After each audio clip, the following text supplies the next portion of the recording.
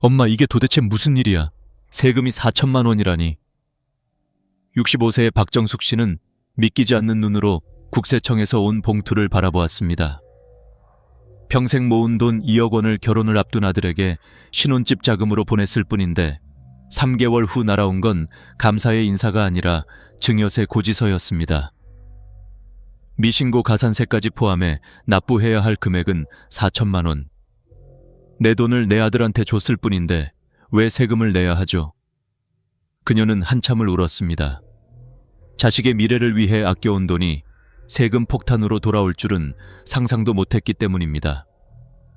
저는 20년 동안 가족 간 금전 거래와 상속 증여 문제를 전문으로 다뤄온 세무사 서미원입니다. 제가 상담해온 수많은 사례 중 10명 중 7명은 박정숙 씨처럼 가족 간 거래에서 문제가 생겼습니다. 우리 가족끼리인데 괜찮겠지. 바로 그 생각이 화를 부릅니다. 국세청의 눈은 이제 가족 간 송금에도 예외를 두지 않습니다. 2025년 5월 1일 세무조사 제도가 전면 개편됩니다. 그 핵심은 세무공무원 포상금 제도. 세금을 더 많이 추징한 공무원에게는 그 금액의 10%를 보상으로 지급합니다. 한마디로 세금이 곧 실적이고 성과가 된 것입니다. 이제 세금 추징은 개인의 성과가 되었어요. 놓치지 않으려 할 겁니다. 제가 실제 국세청 내부 관계자에게 들은 말입니다. 더 무서운 건 이제 모든 금융정보가 AI에 의해 자동 분석된다는 사실입니다. 예전엔 고액 거래만 사람이 조사했다면 이제는 작은 금액이라도 패턴이 이상하면 AI가 경고를 띄웁니다. 예를 들어 아들에게 3천만 원, 2천만 원, 1천만 원을 나눠 보냈다고 해도 AI는 이를 분할 증여로 인식합니다. 하루 900만 원씩 현금을 인출하더라도 그 거래 패턴이 반복되면 의심 거래로 보고됩니다. 박정숙 씨도 처음엔 아무 의심이 없었습니다. 은행 직원에게 결혼 자금이에요 라고 말하며 웃었죠. 하지만 국세청의 시스템은 웃지 않았습니다. 고액 자금 이동, 직계가족 간 송금, 이자 상환기록 없음. 이 세 가지 조건이 모두 충족되자 AI는 그녀의 계좌에 빨간 표시를 남겼습니다. 그리고 담당 세무 공무원이 검토를 시작했습니다.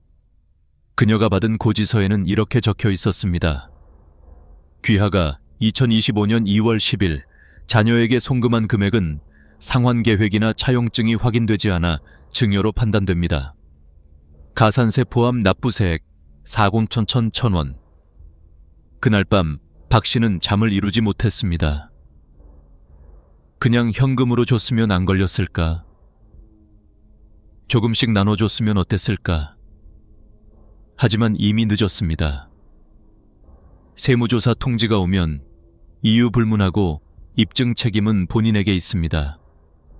차용증도, 이체 메모도, 상환 일정표도 없던 그녀는 아무런 반박 근거를 내지 못했습니다. 이 이야기는 특별한 사람의 이야기가 아닙니다. 지금 이 순간에도 수많은 부모님들이 똑같은 실수를 반복하고 있습니다. 결혼자금, 전세자금, 창업자금, 빌려주는 거야 라고 말하면서도 서류는 남기지 않습니다. 하지만 세법은 말이 아닌 증거를 봅니다. 마음으로는 빌려준 돈이라도 서류와 기록이 없다면 증여로 간주됩니다. 저는 이 영상을 보는 여러분께 꼭 말씀드리고 싶습니다. 사랑이 세금으로 바뀌는 일만은 막아야 합니다. 우리가 자녀를 돕고 싶은 마음은 잘못이 아닙니다. 그러나 그 선한 마음이 세금 폭탄으로 되돌아오지 않으려면 이제는 준비된 사랑이 필요합니다. 이제부터 제가 알려드릴 내용은 단순한 세무 지식이 아닙니다. 여러분의 가족과 재산을 지키는 방법입니다. 다음 장에서는 2025년 5월 이후 달라지는 세무조사 제도와 왜 평범한 가정까지 그 대상이 되는지 그 이유를 낱낱이 알려드리겠습니다. 2025년 5월부터 시행되는 새로운 세무조사 제도는 단순한 행정 변화가 아닙니다. 정부의 세수 부족, 기술의 발전, 그리고 세무공무원들의 인센티브 구조 변화가 한꺼번에 맞물리면서 세금 조사 패러다임이 완전히 뒤바뀌는 사건입니다. 지난 2년 동안 대한민국은 약 87조 원의 세수 부족을 겪었습니다. 경기 침체, 고령화, 부동산 거래 감소, 그리고 수출 둔화로 인해 국외에 들어오는 세금이 급격히 줄었습니다. 문제는 정부의 지출은 줄지 않았다는 것입니다. 복지비, 의료비, 연금비가 눈덩이처럼 불어나면서 재정은 한계에 다다랐습니다. 결국 정부는 이제 더 이상 대기업만 조사해서는 안 된다고 결론을 내렸습니다. 그래서 등장한 것이 바로 AI 기반 세무조사 시스템입니다. 이 시스템은 은행, 카드사, 부동산, 심지어 통신사 데이터까지 연동합니다. 과거에는 사람이 서류를 뒤지고 전화를 걸어 확인했다면 지금은 인공지능이 단 몇 초 만에 수백만 건의 거래를 분석해 이상 거래 패턴을 자동으로 찾아냅니다.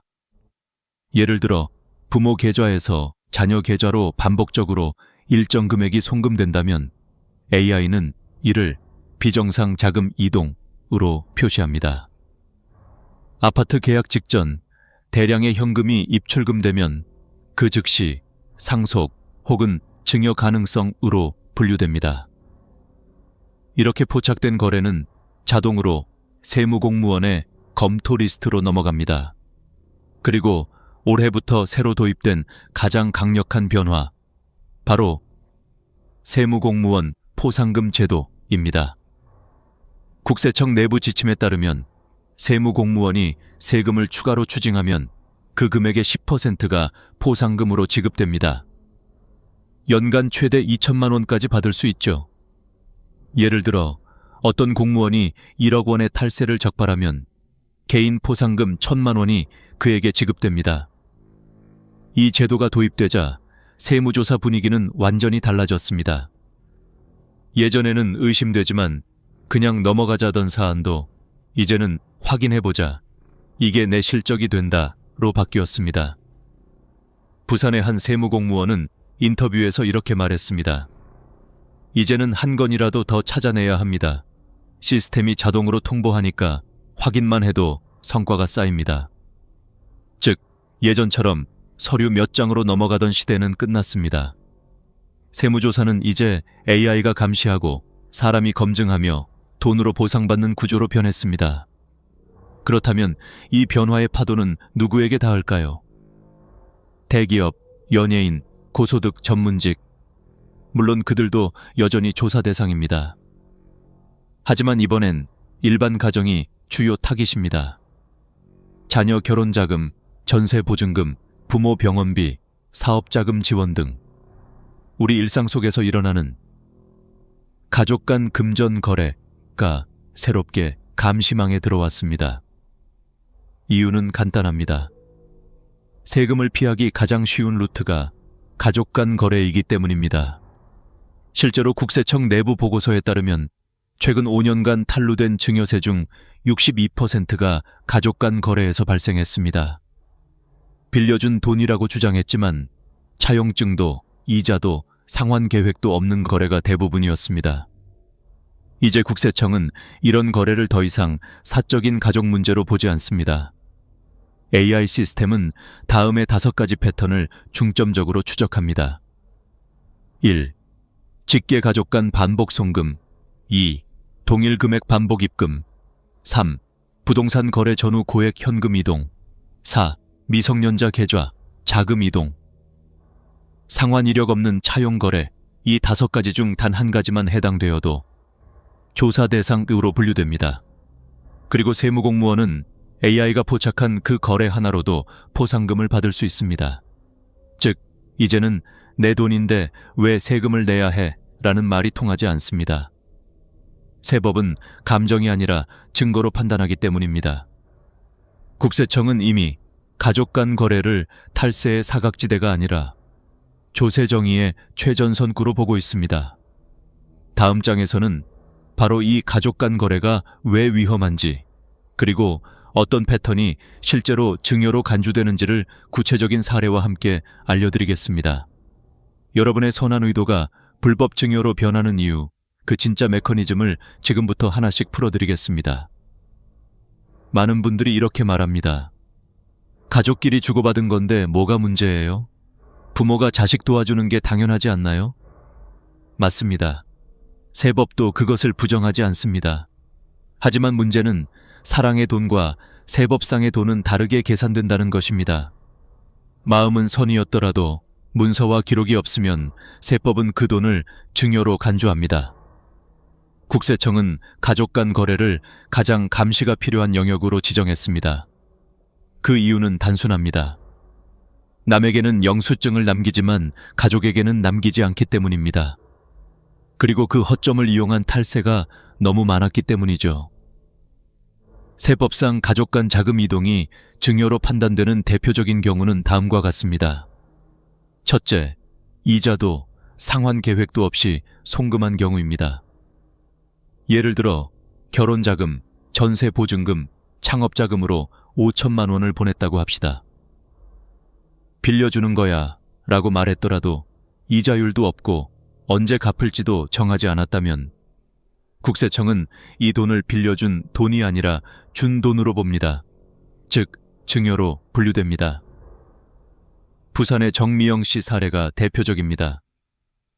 그녀는 딸의 결혼을 앞두고 전세자금 1억 5천만 원을 송금했습니다. 메모에 결혼 축하해 라고만 적었죠. 그녀의 마음은 순수했지만 세법은 감정을 고려하지 않습니다. 이자 없음, 상환 계획 없음, 증빙 없음. 이 세 가지 조건이 모두 충족되자 국세청은 그녀에게 3,240만 원의 증여세를 부과했습니다. 둘째, 차용증 없이 고액자금이 이동한 경우입니다. 많은 분들이 우리끼리 무슨 서류야 라고 생각하지만 세법은 다릅니다. 말로만 한 거래는 법적으로 존재하지 않습니다. 차용증이 없으면 그 거래가 실제로 빌린 것인지 증여인지 구분할 방법이 없습니다. 국세청은 증거 불충분, 일볼 증여로 간주라는 원칙을 적용합니다. 셋째, 생활비 명목으로 반복 송금한 경우입니다. 부모가 자녀에게 매달 200만 원씩 생활비를 보내준다고 합시다. 한두 번은 괜찮지만 그게 1년 이상 지속된다면 세법은 생활비 지원을 넘어선 지속적인 재산 이전으로 판단합니다. 생활비 지원은 일시적, 불규칙적, 필요비용의 성격을 가져야 비과세입니다. 반복적이면 증여로 보겠다는 겁니다. 넷째, 미성년자 명의 계좌로의 자금 이전입니다. 서울의 정태영 씨는 초등학생 딸 명의의 적금 통장에 매달 200만 원씩 넣었습니다. 아이 대학 등록금이니까 괜찮겠지 라고 생각했죠. 그러나 국세청은 아이가 소득이 없는 미성년자임을 근거로 그 돈의 출처가 부모임을 추정했습니다. 결과적으로 5년간 누적 1억 2천만 원 중 비과세 한도 5천만 원을 초과한 7천만 원에 대해 증여세가 부과되었습니다. 다섯째, 가족 공동 계좌를 통한 모호한 자금 이동입니다. 가족 명의니까 괜찮겠지 라는 생각으로 한 통장을 함께 사용하는 경우가 많습니다.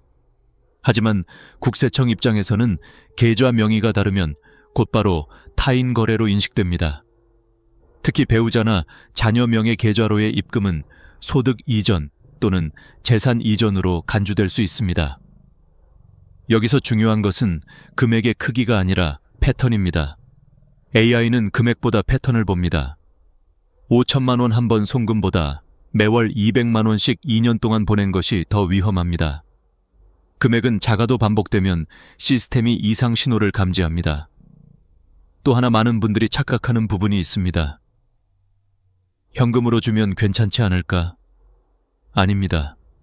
오히려 더 위험합니다. 현재는 고액 현금 거래 보고 제도가 있습니다.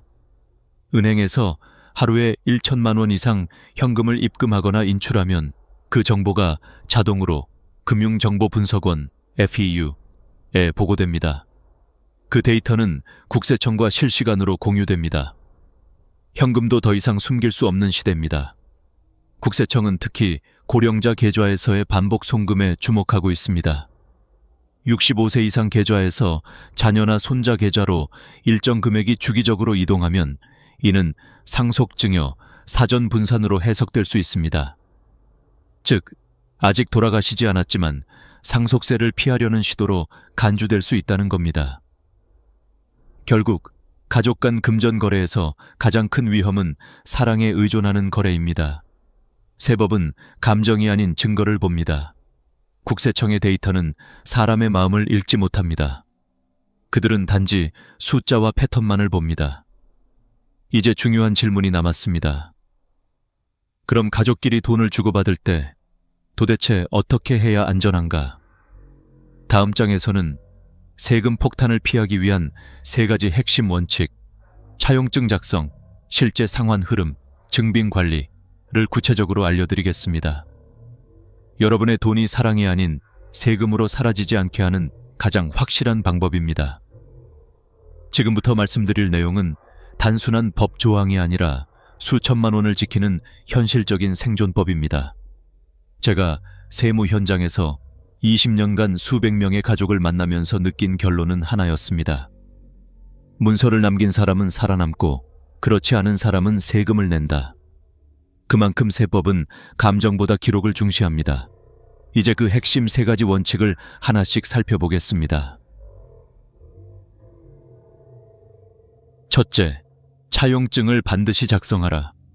국세청은 차용증이 있는지 없는지로 증여 여부를 1차 판단합니다. 우리끼리 무슨 차용증이야 라는 생각은 정말 위험합니다.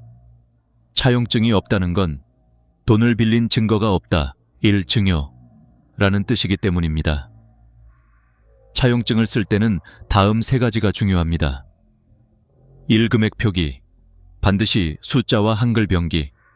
예를 들어 금 1억 원정이라고 써야 위조를 막을 수 있습니다. 2. 이자율. 세법상 최소 이자율은 연 4.6%입니다. 이보다 낮으면 증여로 간주됩니다. 3. 상환 계획. 추후 상환 같은 모호한 표현은 금지입니다. 구체적으로 2025년 6월부터 매월 15일에 원금 50만 원과 이자를 상환처럼 적으세요. 또한 서명은 도장이 아닌 자필 서명이 더 신뢰도가 높습니다.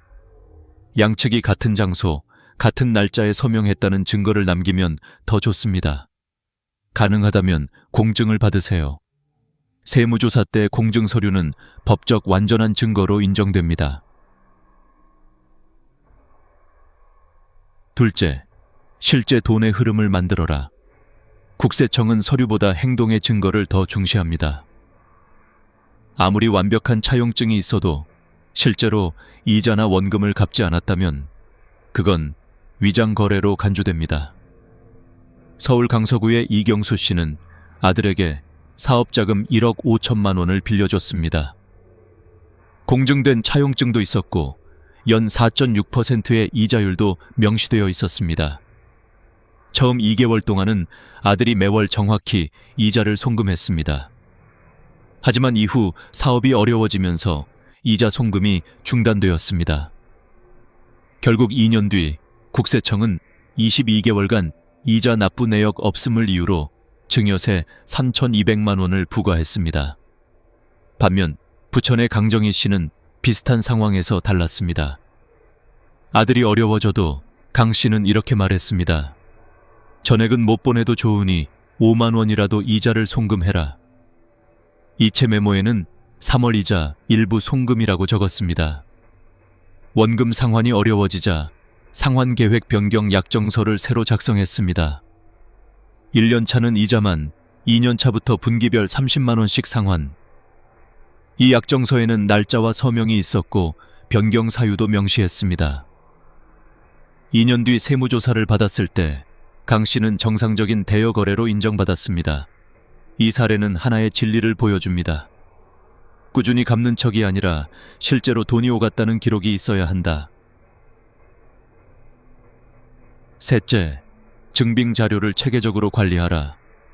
세무조사는 보통 최근 5년 이내 거래를 집중적으로 봅니다. 따라서 모든 서류와 거래 내역은 5년 이상 보관해야 안전합니다. 보관해야 할 핵심 증빙은 다음과 같습니다. 차용증 원본 및 공증 서류, 송금 내역서 및 통장 사본, 이자 및 원금 상환 내역표, 이체 메모가 찍힌 은행 내역서, 변경 약정서 및 상환 스케줄표, 가족 간 주고받은 문자나 카카오톡 대화, 특히 카카오톡 대화는 생각보다 강력한 증거입니다. 부산의 김영철 씨는 아들에게 유학자금 8천만 원을 빌려줬지만 차용증 원본을 분실했습니다. 그를 구한 건 아들과의 카톡 대화였습니다. 이자율, 상환일, 송금 내역이 그대로 남아 있었고 그 덕분에 세무조사를 무사히 통과했습니다. 여기까지의 3가지 원칙. 1. 차용증 작성. 2. 실제 거래. 3. 증빙 관리. 이것만 제대로 지켜도 90% 이상의 증여세 문제는 피할 수 있습니다. 이제 다음 장에서는 많은 분들이 실제로 궁금해하는 질문들. 얼마까지 세금이 안 붙나? 현금으로 주면 괜찮나? 같은 가장 많이 받는 사례형 질문들을 통해 실전 노하우를 알려드리겠습니다. 세금 상담을 하다 보면 어르신들이 거의 비슷한 질문을 하십니다. 이 정도 금액이면 세금 안 내도 되죠? 현금으로 주면 괜찮지 않나요? 한 번만 주는 건데 신고까지 해야 하나요? 이 질문들 속에는 한 가지 공통된 착각이 숨어 있습니다. 가족 간에는 세법이 느슨할 것이다. 하지만 현실은 정반대입니다. 국세청은 오히려 가족 간 거래를 더 엄격히 봅니다. 지금부터 실제 현장에서 가장 많이 걸려 넘어지는 5가지 함정을 짚어드리겠습니다. 1가족 간 증여, 얼마까지 세금이 없나? 세법상 직계존비속 간 증여는 10년 동안 5천만 원까지 비과세입니다. 즉, 부모가 자녀에게 10년 동안 5천만 원 이하로 주면 세금이 없습니다. 하지만 10년간 누적 기준이라는 점이 중요합니다. 예를 들어 2016년에 아들에게 3천만 원을 주고 2023년에 4천만 원을 더 줬다면 총 누적 금액은 7천만 원이 됩니다. 비과세 한도 5천만 원을 초과했으므로 초과분 2천만 원에 대해 증여세가 부과됩니다. 이때 세율은 천대 50% 구간 누진세로 최소 200만 원 이상 세금이 붙습니다. 배우자 간 증여는 더 넓습니다. 10년간 6억 원까지 비과세입니다. 하지만 역시 누적 기준이므로 금액 관리가 철저해야 합니다. 예를 들어 5억 5천만 원을 준 뒤 2년 후에 1억을 추가로 이체했다면 그중 5천만 원이 과세 대상이 됩니다. 2. 법적으로 무이자 대여 가능한 금액은 얼마일까? 법상 무이자로 빌릴 수 있는 금액은 약 2억 1,700만 원입니다. 이 이하 금액은 세법상 이자 없는 대여로 인정됩니다. 하지만 실무에서는 주의해야 합니다. 국세청은 이자 없이 오랜 기간 방치된 거래를 무상증여로 간주할 수 있습니다. 즉, 아무리 2억 원 이하라도 이자를 한 번도 받지 않았다면 결국 증여로 볼 수 있습니다. 3. 현금으로 주면 추적이 안 될까? 이건 가장 위험한 오해입니다. 현재 우리나라에는 2가지 감시 제도가 있습니다. 1. 고액 현금 거래 보고 제도 CTR. 하루 1천만 원 이상 현금을 입출금하면 자동 보고. 2. 의심 거래 보고 제도 STR. 거래 패턴이 비정상적이면 금액 상관없이 보고, 즉 하루에 900만 원씩 나눠서 인출한다고 해도 안전하지 않습니다. 은행은 반복적, 동일 시간, 동일 금액, 거래를 의심 거래로 보고합니다. 특히 연간 누적 3천만 원 이상 현금 거래가 반복되면 자동으로 FIU, 금융정보분석원에 보고됩니다. 경기도 수원의 장모 씨는 딸 전세자금을 주기 위해 7일 동안 매일 900만 원씩 인출했습니다. 1천만 원 미티면 안전할 줄 알았다고 말했지만 결국 의심 거래로 보고되어 세무조사 통지를 받았습니다. 그 결과 딸에게 준 돈이 증여로 간주되어 1,800만 원의 세금을 냈습니다. 4. 상속 전후의 현금 이동. 절대 금지 구간. 부모님이 편찮으실 때 자녀들이 종종 예금을 현금으로 인출합니다. 혹시 모르니까 미리 꺼내놓자는 마음이죠. 하지만 세법은 그 마음을 상속 회피 시도로 봅니다. 상속일로부터 1년 내 2억 원 이상, 2년 내 5억 원 이상의 현금 인출은 추정 상속 재산구로 간주됩니다. 즉, 현금이 사라졌더라도 마치 그대로 남아있는 것처럼 상속세가 부과됩니다.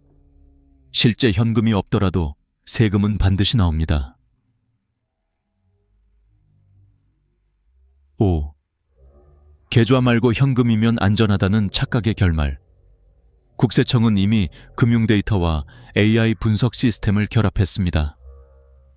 현금 입출금이 잦은 사람, 불규칙한 대량 송금, 자녀 명의 계좌로 반복 송금하는 패턴은 모두 AI 경보 리스트에 자동 등록됩니다. 이제 내 돈이니까 내 마음대로라는 말은 통하지 않습니다. 세법은 누가 돈을 썼는가가 아니라 누가 이익을 얻었는가를 봅니다. 아들에게 돈을 줘서 아들이 혜택을 받다면 그 순간부터 그건 증여입니다.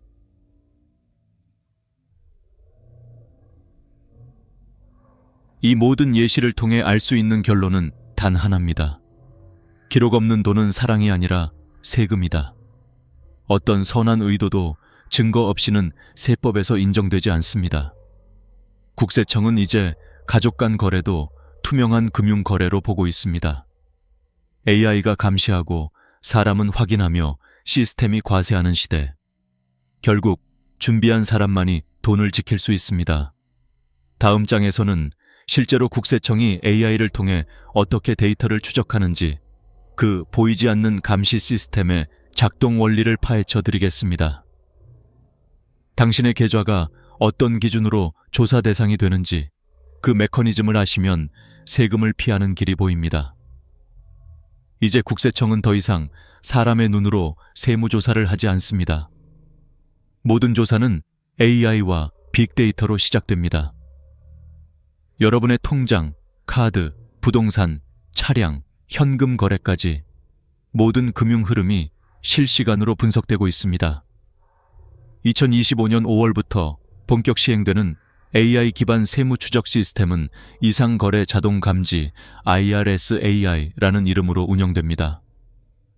이 시스템은 전국의 금융기관, 카드사, 보험사, 국토교통부, 심지어 병원 전산망까지 연결되어 한 사람의 경제 패턴을 통합적으로 감시합니다.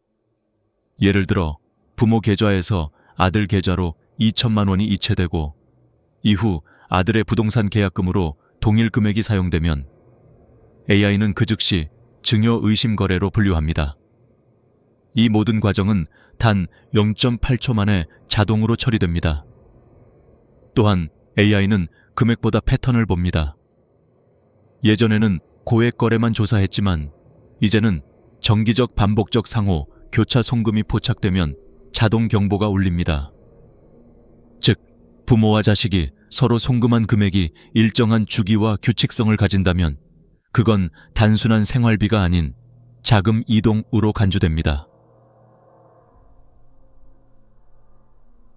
AI가 분석하는 세 가지 핵심 신호 1. 반복성, repetition. 매월 같은 날짜, 같은 금액으로 송금이 이루어지는 경우, 예를 들어 매월 25일에 200만 원씩 자녀에게 보내면 AI는 정기지급 패턴으로 인식합니다. 두 비율 불일치, disparity. 송금자의 소득 대비 과도한 금액 이동. 월 소득이 300만 원인데 1년에 3천만 원 이상 송금했다면 소득 대비 비정상 거래로 표시됩니다. 삼용도, 불일치, mismatch. 송금 후 금액이 부동산, 자동차, 고액 보험료 등으로 사용될 경우 생활비나 의료비 명목으로 보기 어렵기 때문에 증여 의심으로 분류됩니다. 포상금 제도가 가져올 변화. 이번 세무개혁의 가장 큰 변화 중 하나가 바로 세무공무원 포상금 제도입니다. 과세액의 최대 10%, 연간 최대 2천만 원까지 받을 수 있습니다. 즉, 세무공무원 입장에서는 세금을 많이 찾아낼수록 연봉이 오르는 구조입니다. 그 결과 조사 강도는 이전보다 훨씬 엄격해질 것입니다. 세무조사 한 번이면 끝나는 게 아닙니다. AI가 한 번 의심 거래로 태그하면 그 기록은 최대 7년 동안 데이터베이스에 남습니다. 이 기간 내에 또 비슷한 거래가 발생하면 자동으로 재조사 대상이 됩니다. 한마디로 한 번 찍히면 7년 동안 감시당하는 셈입니다. 그렇다면 우리는 어떻게 해야 할까? 첫째, 투명하게 기록하라. 가족 간 거래일수록 더 투명해야 합니다. 이체 메모에 5월 이자 송금, 원금 일부 상환처럼 정확히 쓰세요. 국세청은 거래 의도를 글자로 판단합니다. 둘째, 모의 계산을 활용하라. 복지로 국세청 홈페이지에서 제공하는 증여세 모의 계산을 이용해 내 거래가 세금 대상인지 미리 확인해 보세요.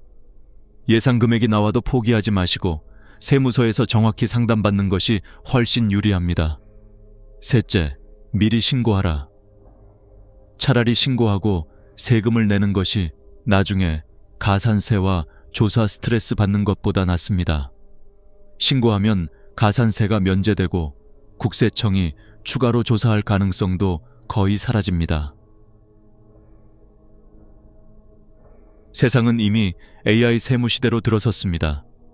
더 이상 감정이나 가족의 신뢰로 돈을 주고받는 시대가 아닙니다. 우리 가족이니까 괜찮겠지라는 말은 이제 통하지 않습니다.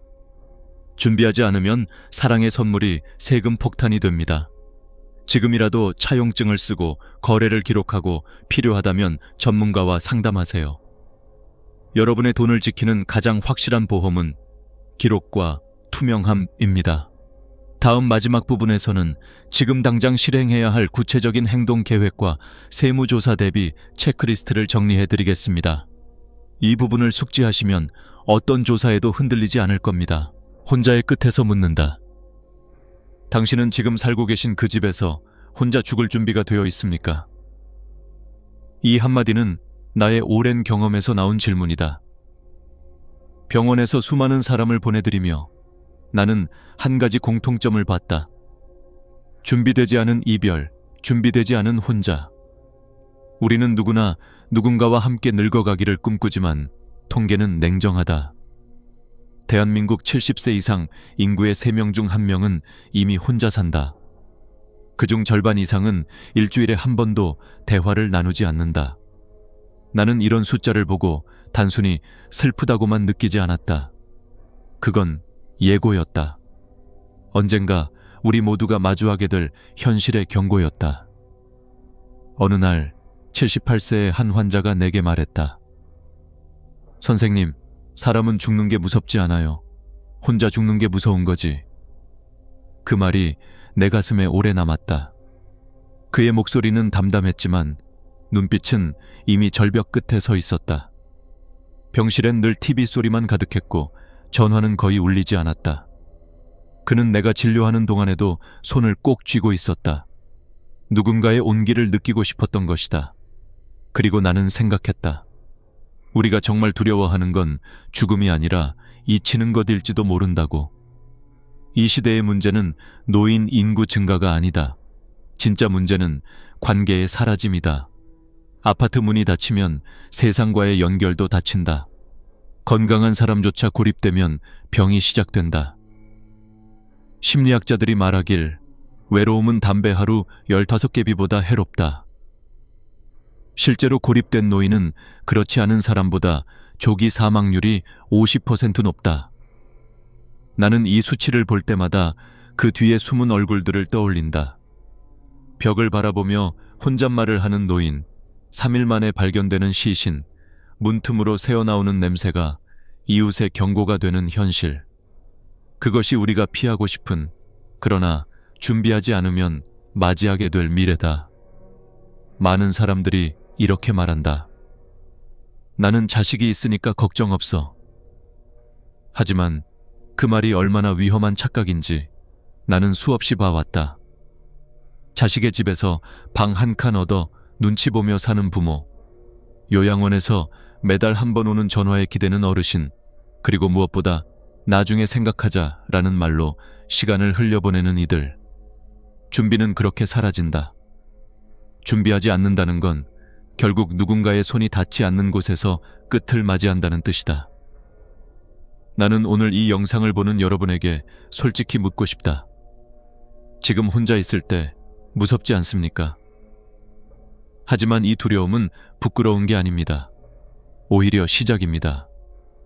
두려움이 있다는 건 아직 바꿀 시간이 있다는 뜻이니까요. 준비하지 않은 고독은 절망이지만 준비된 고독은 자유입니다.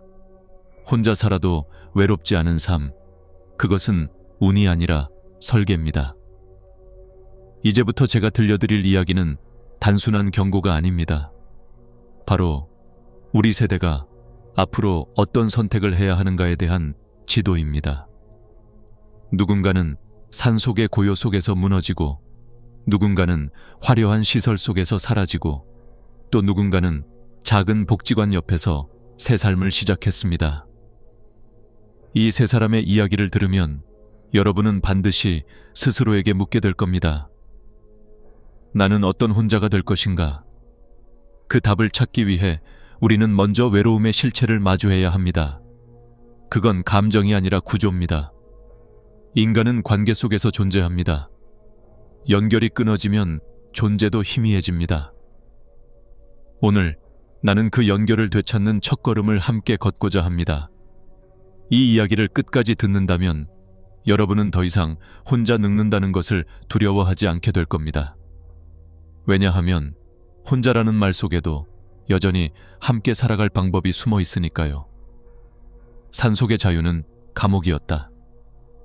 나는 오래전 윤정이 할머니를 만난 적이 있다. 남편을 먼저 보내고 자식들이 모시겠다고 했지만 할머니는 고개를 저었다. 내 인생 이제 누가 간섭하나 혼자 살래요. 그 말에는 40년 동안 가족을 위해 희생한 사람의 해방감이 묻어 있었다. 할머니는 강원도 산골의 조용한 마을로 들어갔다. 공기 맑고 소리 없는 곳. 처음 한 달 동안은 매일이 축복 같았다. 새소리에 눈을 뜨고 마당을 쓸며 하루를 시작했다.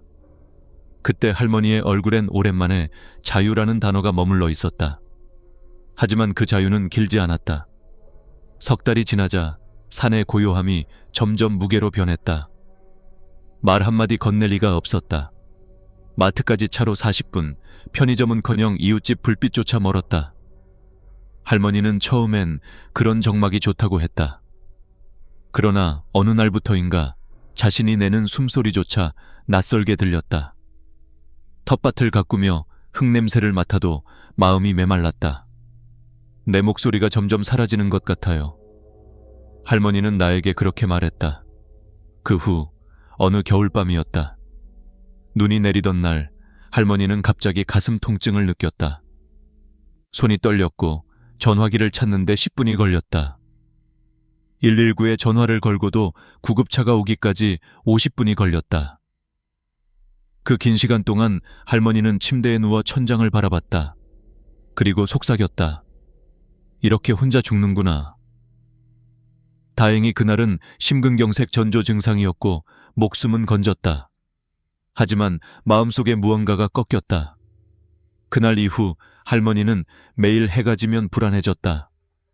바람 소리가 유령의 속삭임처럼 들렸고 창문이 흔들릴 때마다 심장이 덜컥했다.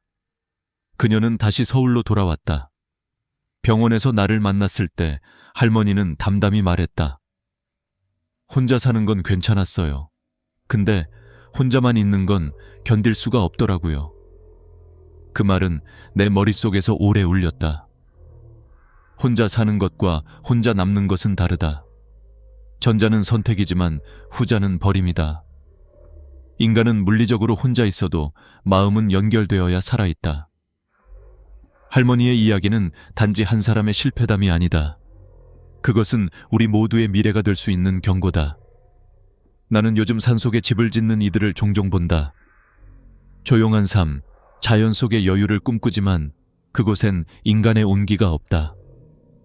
새소리와 바람이 아무리 맑아도 그것만으로 외로움은 덮이지 않는다.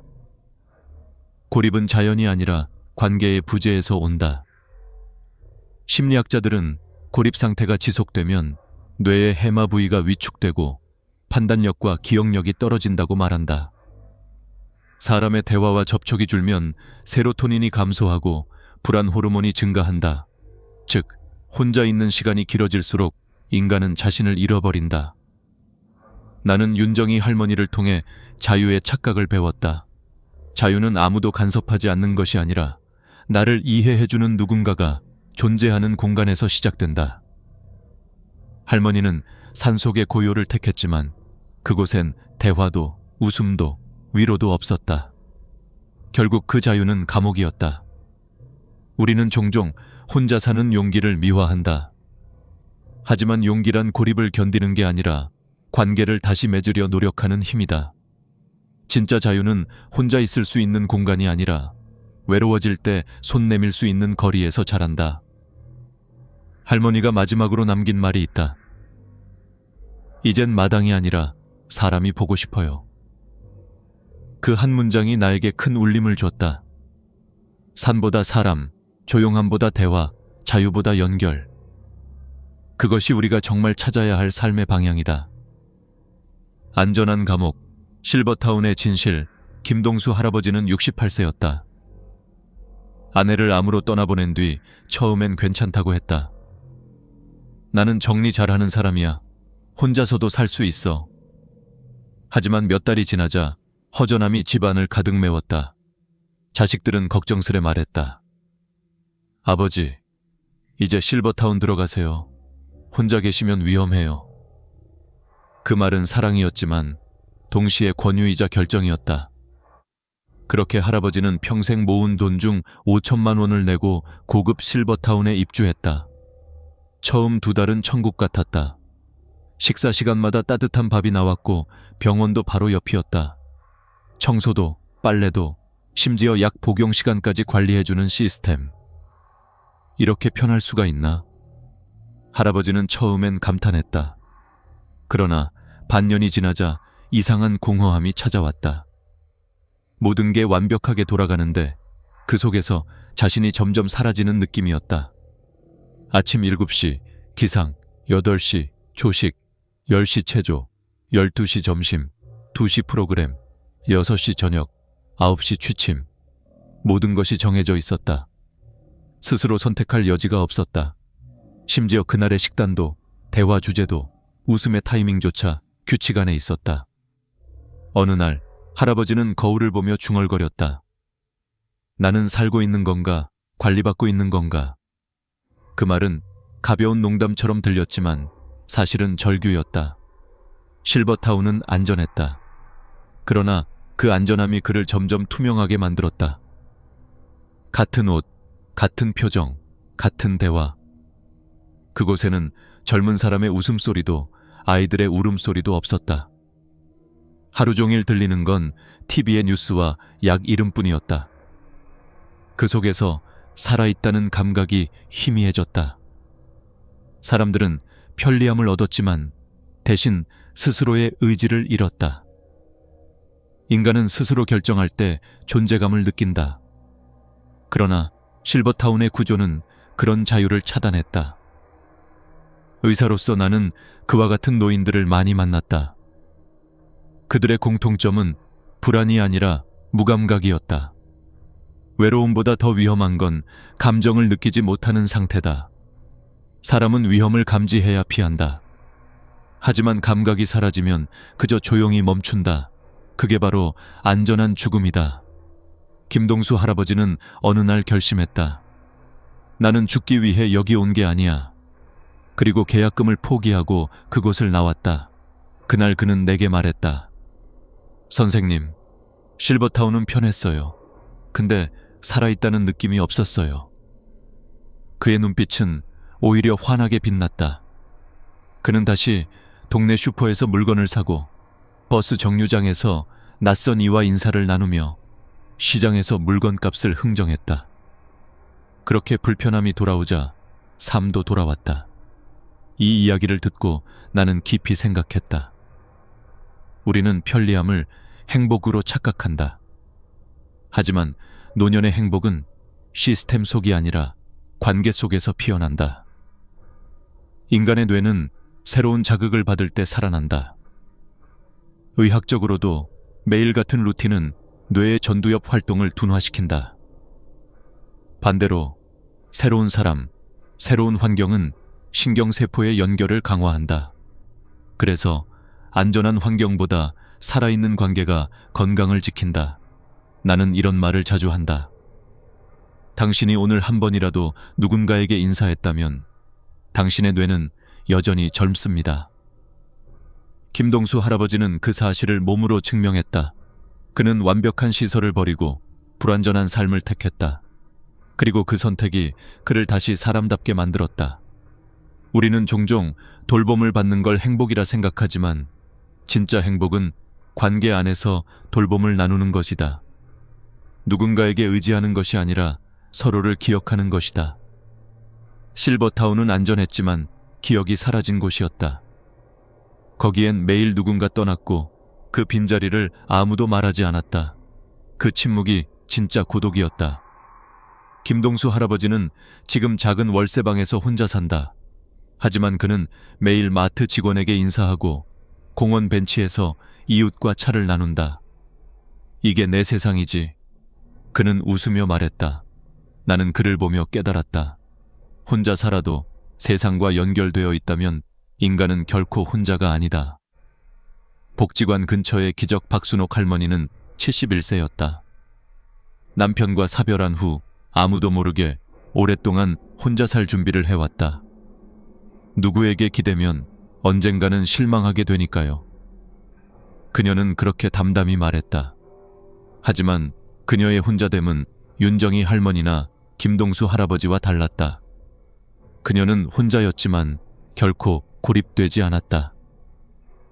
그녀가 선택한 곳은 서울 외곽 복지관에서 걸어서 5분 거리의 15평짜리 아파트였다.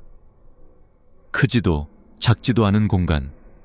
집 앞에는 작은 공원과 편의점, 그리고 복지관의 붉은 벽돌 건물이 보였다. 매일 아침 7시 그녀는 요가복을 입고 복지관으로 향했다. 8시부터 요가 수업, 10시에는 건강 강의, 11시에는 친구들과 점심 식사. 도시락 1개 가격으로 따뜻한 밥을 먹으며 웃음이 오갔다. 오후에는 공원을 산책하고 저녁에는 아파트 문화센터에서 서예를 배웠다. 일주일에 2~3번은 같은 아파트에 혼자 사는 친구들과 번갈아 집에서 차를 마셨다.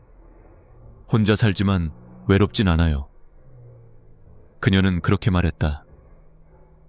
매일 인사할 사람이 있고 기다려주는 곳이 있으니까요. 그 말 속엔 삶의 질서가 있었다. 인간에게 필요한 건 공간이 아니라 관계의 리듬이었다. 나는 복지관을 노년의 생명줄이라고 부른다. 그곳엔 프로그램만 있는 게 아니다. 역할이 있다. 누군가는 봉사자로, 누군가는 학습자로, 또 누군가는 친구로 존재한다. 심리학 연구에 따르면 이런 역할감은 노년 우울증을 60% 이상 감소시킨다. 뇌과학자들은 말한다. 매일 다른 사람과 대화하는 행위가 해마와 전두엽을 활성화시킨다. 박순옥 할머니의 일상은 그 증거였다. 그녀는 내게 이렇게 말했다. 몸이 좀 아파도 복지관에 가면 다 낫는 것 같아요. 그건 단순한 기분이 아니라 과학이었다. 사회적 교류는 세로토닌 분비를 높이고 코르티솔을 줄인다. 실제로 연구 결과에 따르면 하루에 30분만 다른 사람과 대화해도 혈압이 낮아지고 면역 기능이 향상된다. 혼자 있는 시간이 길수록 염증 수치가 오르고 기억력 저하가 빠르게 진행된다. 박순옥 할머니의 하루는 단조로워 보이지만 그 안엔 작은 기적들이 숨어 있었다. 아침 요가에서 함께 땀 흘리는 친구, 점심 식사 중 건네는 맛있죠? 라는 한마디, 저녁 서예 시간의 집중. 그 모든 순간이 그녀의 뇌를 젊게 만들었다. MRI로 본다면 아마 활짝 빛나는 뉴런이 가득할 것이다. 한 번은 내가 물었다. 할머니, 가장 행복할 때가 언제세요? 그녀는 미소 지으며 대답했다. 누가 제 이름을 불러줄 때요. 그 짧은 대답이 이 모든 이야기의 핵심이었다. 인간은 불리는 존재로서 살아간다. 이름이 사라지면 존재도 희미해진다. 복지관은 그녀에게 이름을 돌려준 곳이었다. 그녀의 삶은 작은 행동의 연속이었다. 처음엔 용기가 필요했다. 복지관에 처음 들어갔을 때 낯선 사람들 속에서 어색함이 가득했지만 한 달 후에는 친구가 생겼다. 석 달이 지나자 그곳은 그녀의 제2의 집이 되었다. 나는 자주 이런 말을 한다. 혼자 사는 노년의 비밀은 걸음수에 있다. 집 안에 머무는 사람은 고립되고 문을 나서는 사람은 연결된다. 복지관까지 걸어가는 그 몇 분의 거리, 그게 바로 생명선이다. 그 길 위에서 사람을 만나고 눈을 마주치고 인사를 나눈다. 그것만으로 외로움은 절반으로 줄어든다. 박순옥 할머니는 지금도 말한다. 이젠 집이 아니라 세상이 제 방 같아요. 그 말은 단순한 은유가 아니다. 세상 속에 자신이 속해 있다는 확신. 그것이 진짜 혼자 살아도 외롭지 않은 삶이다. 그리고 나는 확신한다. 복지관 옆의 작은 아파트, 그 15평의 공간에서 피어나는 웃음이야말로 우리 사회가 배워야 할 노후의 기적이다. 철학과 과학이 말하는 연결 나는 의사로, 그리고 인간으로서 한 가지 진실을 배웠다. 인간은 관계 속에서만 존재할 수 있다. 프랑스 철학자 사르트르는 타인은 지옥이다 라고 말했다. 젊었을 때는 이 말이 옳았다. 타인의 시선, 타인의 간섭, 타인의 기대가 우리를 괴롭히니까. 하지만 노년이 되면 그 말은 완전히 뒤집힌다. 타인의 부재야말로 진짜 지옥이다. 아무도 나를 부르지 않고, 아무도 내 이야기를 들어주지 않고, 아무도 나를 기억하지 않을 때 인간은 비로소 사라진다. 독일 철학자 하이데거는 인간을 세계 내 존재라고 정의했다. 우리는 세상과 떨어져 있는 존재가 아니라 세계 안에서 관계를 맺으며 살아가는 존재다. 혼자서 밥을 먹고, 혼자서 잠을 자고, 혼자서 살아간다 해도 세상과 연결되어 있다면 여전히 존재하는 인간이다. 하지만 반대로 수많은 사람들 속에 있어도 연결이 끊어지면 우리는 존재하지 않는 것과 같다. 이 철학적 통찰은 단지 추상적인 말이 아니다. 과학도 같은 말을 한다. 미국의 버리건 대학 연구팀이 30만 명을 70년간 추적한 결과가 있다. 사회적으로 고립된 사람은 그렇지 않은 사람보다 조기 사망 위험이 50% 높았다. 이 수치는 하루에 담배 15개비를 피우는 것과 같은 수준이다. 외로움은 단순한 감정이 아니라 신체를 파괴하는 질병이다. 비만보다, 운동 부족보다, 심지어 고혈압보다 더 치명적이다. MRI로 본 외로운 노인의 뇌는 실제로 위축되어 있다. 특히 기억과 판단을 담당하는 해마와 전두엽 부위가 줄어든다. 스트레스 호르몬인 코르티솔이 높아지고 행복 호르몬인 세로토닌은 떨어진다. 그 결과 면역력이 약해지고 염증 수치가 상승한다. 반대로 매일 누군가와 대화하고 함께 식사하는 노인의 뇌는 나이가 들어도 활발하게 작동한다. 새로운 대화와 관계는 신경세포를 자극해 뇌의 성장 호르몬을 분비시킨다. 나는 병원에서 이런 사례를 많이 본다. 비슷한 나이, 비슷한 질병이라도 사람과 어울리는 노인과 혼자 있는 노인의 회복 속도는 완전히 다르다. 대화가 있는 노인은 상처가 2배 빠르게 낫고 수면의 질이 훨씬 높다. 그들의 혈압은 낮고 스트레스 지표는 안정적이다. 단순히 마음이 즐거워서가 아니라 과학적으로 몸이 그렇게 반응한다. 연결은 생명이다. 나는 이런 질문을 자주 던진다. 여러분은 오늘 누군가의 이름을 불렀습니까? 그 질문은 단순한 인사가 아니다. 이름을 부른다는 건 상대의 존재를 인정한다는 뜻이다. 그리고 그 순간 나 또한 존재하는 사람이 된다. 사회적 관계란 결국 서로를 기억해주는 약속이다. 그러나 우리는 점점 더 혼자 사는 시대를 향해 간다. 2040년이 되면 대한민국 인구의 35%가 노인이다. 그중 절반은 혼자 산다. 2천만 명이 넘는 노인이 혼자 있는 사회. 이건 단순한 통계가 아니다. 국가의 방향과 인간의 존엄이 걸린 문제다. 일본은 이미 노인 공동체 마을을 만들었다. 네덜란드에는 호게베이크라는 치매 마을이 있고 덴마크에는 세대 통합형 마을이 있다. 노인과 아이, 청년이 함께 살아가며 서로를 돌본다. 이제 우리도 질문을 바꿔야 한다. 어디서 혼자 살 것인가가 아니라 어떻게 혼자 살아도 연결될 것인가 라고. 집의 크기를 고민할 게 아니라 관계의 온도를 고민해야 한다. 누가 곁에 있느냐가 아니라 어떤 대화를 나누느냐가 중요하다. 나는 이 영상을 보는 여러분께 부탁드린다. 오늘 저녁 전화 한 통이라도 걸어보라. 오랜 친구든 이웃이든 상관없다. 잘 지내요? 라는 한마디가 누군가의 하루를 살리고 당신의 뇌를 젊게 만든다. 연결은 거창한 게 아니다. 그건 작은 습관이다. 인사하는 습관, 눈을 마주치는 습관, 함께 밥을 먹는 습관. 그것이 인간의 존엄을 지키는 가장 확실한 방법이다. 철학은 우리에게 의미를 가르치고 과학은 이유를 설명한다. 그리고 둘 다 이렇게 말한다. 인간은 연결될 때 가장 인간답다. 혼자서도 함께 사는 법, 우리는 결국 혼자가 된다. 그것이 슬픈 현실처럼 들리지만 사실은 자연의 순리다.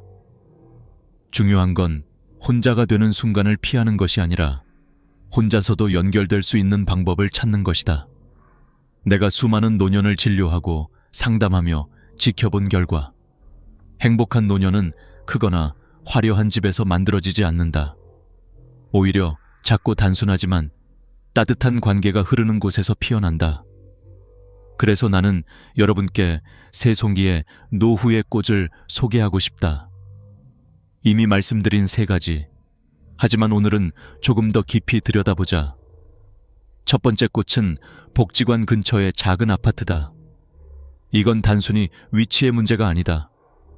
걸어서 갈 수 있는 사회적 거리가 핵심이다. 복지관은 노인에게 단순한 기관이 아니라 하루를 설계해주는 시간표이자 공동체의 중심이다.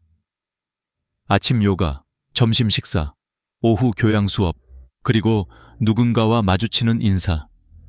이런 일상의 반복이 뇌를 깨우고 심장을 움직이게 한다. 하루에 3,000걸음만이라도 집 밖으로 나가는 사람은 그렇지 않은 사람보다 우울증 발생률이 60% 낮다는 연구도 있다.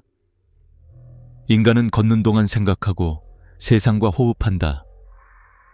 복지관 옆집은 단순히 편리한 집이 아니라 살아있는 집이다. 두 번째 꽃은 공원 옆의 저층 아파트 2층이나 3층이다. 나이가 들면 계단 몇 개도 벽처럼 느껴진다. 그러나 이 작은 높이는 독립을 지켜주는 상징이다. 엘리베이터가 고장나도 걱정 없고 정전이 되어도 발로 세상을 오르내릴 수 있다. 무엇보다 창밖으로 보이는 녹색 풍경은 마음의 약이다. 심리학 연구에 따르면 매일 30분 자연 속을 걷는 사람은 그렇지 않은 사람보다 스트레스 수치가 절반으로 낮다. 니체는 말했다. 모든 위대한 생각은 걸으며 떠오른다. 걷는다는 건 단순한 운동이 아니라 자신과 대화하는 행위다. 공원 벤치에서 나란히 앉은 두 노인이 있었다. 둘 다 혼자 살지만 매일 같은 시간 같은 길을 걷는다. 오늘은 날씨가 좋네요.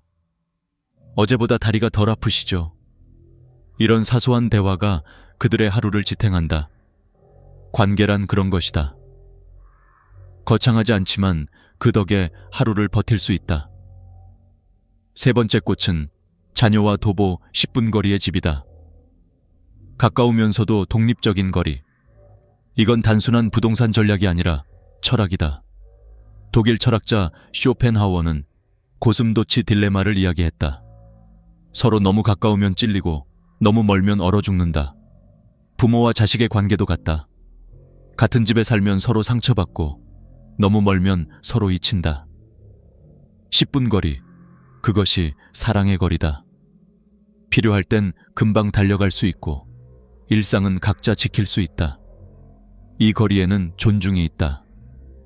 부모는 자식을 통제하지 않고 자식은 부모를 부담스러워하지 않는다. 그런 거리가 사랑을 오래 살게 한다. 프랑스 철학자 가브리엘 마르셀은 이렇게 말했다. 사랑한다는 것은 네가 죽지 않을 거라고 믿는 것이다.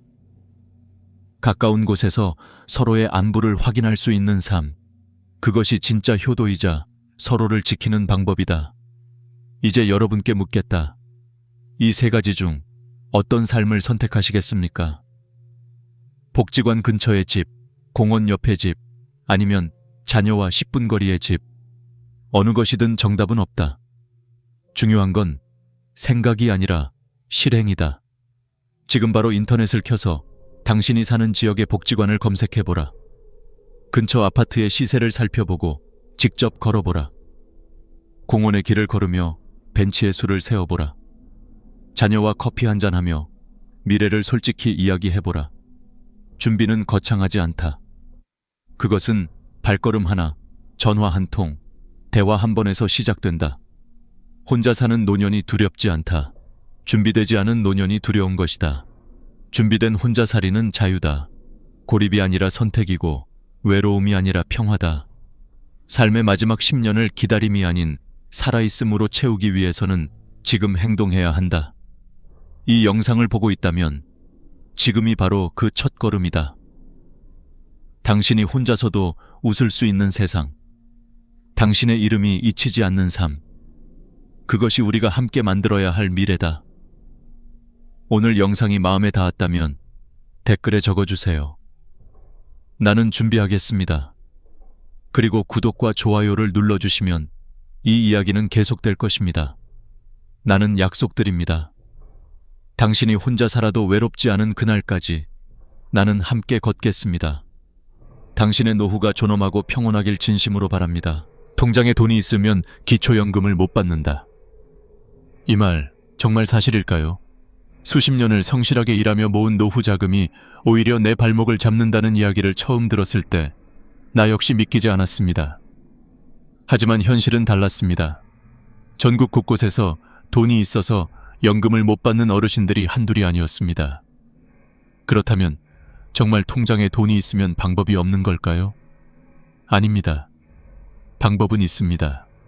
단지 그 방법을 알고 있느냐, 모르느냐의 차이일 뿐이죠. 며칠 전 내게 한 통의 전화를 건 어르신이 계셨습니다. 선생님, 저는 통장에 2천만 원이 있는데요. 그것 때문에 연금을 못 받는다고 하네요. 이 돈은 그냥 아플 때 쓰려고 남겨둔 건데요. 목소리에는 억울함이 가득했습니다. 평생 허리 굽혀 일하며 모은 돈이었고 그 돈은 자신을 위해 남겨둔 최소한의 안전망이었습니다. 그런데 그 돈이 오히려 불이익의 이유가 된다는 건 너무나도 부당하게 들렸죠. 많은 어르신들이 이렇게 생각하십니다. 나는 부자가 아니니까 당연히 받을 수 있겠지. 그러나 기초연금 제도의 계산 방식은 단순하지 않습니다. 통장에 돈이 조금이라도 있으면 그 돈이 가상의 소득으로 계산되어 버립니다. 실제로는 이자를 거의 받지 않더라도 연금공단은 그 돈이 매달 일정한 소득을 만들어낸다고 간주합니다. 결국 실제보다 소득이 높게 평가되어 연금 기준을 초과하게 되는 거죠. 이 문제는 단순한 숫자의 문제가 아닙니다. 평생 근면하게 살아온 사람에게 당신은 돈이 있으니 지원 대상이 아닙니다. 라고 말하는 제도적 모순입니다. 하지만 오늘 이 이야기를 듣고 계신다면 적어도 한 가지는 확실히 아셔야 합니다. 통장에 돈이 있다고 해서 반드시 기초연금을 포기해야 하는 건 아니라는 것. 이 사실을 아는 순간 당신의 노후는 완전히 달라질 수 있습니다. 나는 지난 20년간 8,000명이 넘는 어르신들의 재정 상담을 해왔습니다. 그중 80% 이상이 통장 관리 방식 하나만 바꿔서 문제를 해결했습니다. 어떤 분은 3천만 원을 그대로 유지하면서도 매달 34만 원의 기초연금을 받게 되었습니다. 그분이 나에게 처음 하신 말이 아직도 기억납니다. 선생님, 돈도 그대로 있고 연금도 받는다니 이게 진짜 가능한 일이군요. 그렇습니다. 가능한 일입니다. 단, 비밀은 법과 제도를 이해하고 그 틈을 현명하게 활용하는 것에 있습니다. 불법도 편법도 아닙니다. 정부가 정한 기준 안에서 합리적으로 자신을 보호하는 방법이죠. 우리 세대는 언제나 성실함으로 살아왔습니다. 그러나 요즘 세상은 정보를 아는 사람과 모르는 사람 사이의 격차가 더 크다는 사실 느끼신 적 있으실 겁니다. 한 가지 묻고 싶습니다. 여러분은 평생 모은 돈을 다 써야만 연금을 받을 수 있다고 생각하십니까? 그렇다면 오늘 영상을 끝까지 보십시오. 그 생각이 완전히 바뀔 겁니다. 나는 이 이야기를 단순히 돈을 지키는 기술로만 말하고 싶지 않습니다. 이것은 존엄을 지키는 문제이기도 합니다. 나이 들어 병원비가 걱정되고 자식에게 손 벌리기 싫은 마음, 다들 똑같잖아요. 그 마음을 이해하기에 나는 이렇게 말할 수 있습니다. 당신의 돈은 당신의 안전망이어야 하지 족쇄가 되어서는 안 됩니다. 이제부터 차근차근 그 방법을 알려드리겠습니다. 통장에 돈이 있어도 기초연금을 받는 합법적인 비밀, 바로 지금부터 시작합니다. 이 이야기를 놓치지 마세요. 오늘이 바로 여러분 인생에서 가장 현명한 10분이 될 수도 있으니까요. 사실 대부분의 어르신들은 가상소득이라는 단어조차 처음 들어보셨을 겁니다. 그러나 이 두 글자가 바로 기초연금을 가로막는 가장 큰 벽입니다. 국민연금공단은 통장에 있는 예금에 대해 일정 비율의 소득을 가정합니다. 예를 들어 통장에 2천만 원이 있으면 연 14%의 가상소득이 있다고 계산하죠. 즉, 실제로는 이자 한 푼 받지 않아도 매달 약 11만 원을 벌고 있다고 판단합니다. 이 계산이 무서운 이유는 어르신들의 생활 실태를 전혀 반영하지 않는다는 점입니다. 그 돈은 아플 때 병원비로 쓰려고 모아둔 돈일 수도 있고, 손자 결혼식이나 장례비처럼 인생의 마지막을 대비한 자금일 수도 있습니다. 그러나 제도는 그런 사정을 듣지 않습니다. 그저 숫자만 보고 이 사람은 소득이 있다고 판단합니다. 그렇게 해서 기초연금의 문턱을 넘지 못하는 분들이 한둘이 아닙니다. 며칠 전 만난 70세 전경호 어르신의 이야기가 대표적입니다. 그는 퇴직 후 국민연금으로 매달 20만 원을 받고 있었는데 통장에 4천만 원이 있다는 이유로 기초연금 대상에서 제외됐습니다. 그 돈은 자녀들이 10년 넘게 모아준 돈이었고 나중에 큰 병이라도 생기면 쓰려던 거였습니다. 그런데 서류상으로는 매달 13만 3천 원의 가상소득이 있는 사람으로 계산됐습니다. 실제로는 단 한 푼도 쓰지 않고 있었는데 말이죠. 그분은 이렇게 말했습니다. 평생 일하며 모은 돈인데 그게 죄가 되나요? 내가 이 돈을 낭비한 것도 아닌데 왜 벌점처럼 계산되는지 모르겠어요. 그 말에는 억울함과 허탈함이 뒤섞여 있었습니다. 나는 그분에게 조용히 말했습니다. 할아버지, 잘못은 할아버지에게 있는 게 아닙니다. 제도는 항상 평균을 기준으로 계산합니다. 하지만 우리 인생은 평균이 아니잖아요. 이 이야기를 듣고 계신 분들도 아마 비슷한 생각을 하실 겁니다. 나는 사치하지 않는데 왜 혜택을 못 받지? 그동안 세금도 냈는데 왜 나를 부자로 취급하지? 바로 여기서 가장 큰 함정이 숨어 있습니다.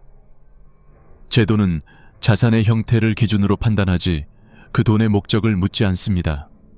그래서 현금처럼 보이는 돈이 있으면 그것을 자동으로 소득으로 간주해버립니다. 그러나 희망은 있습니다.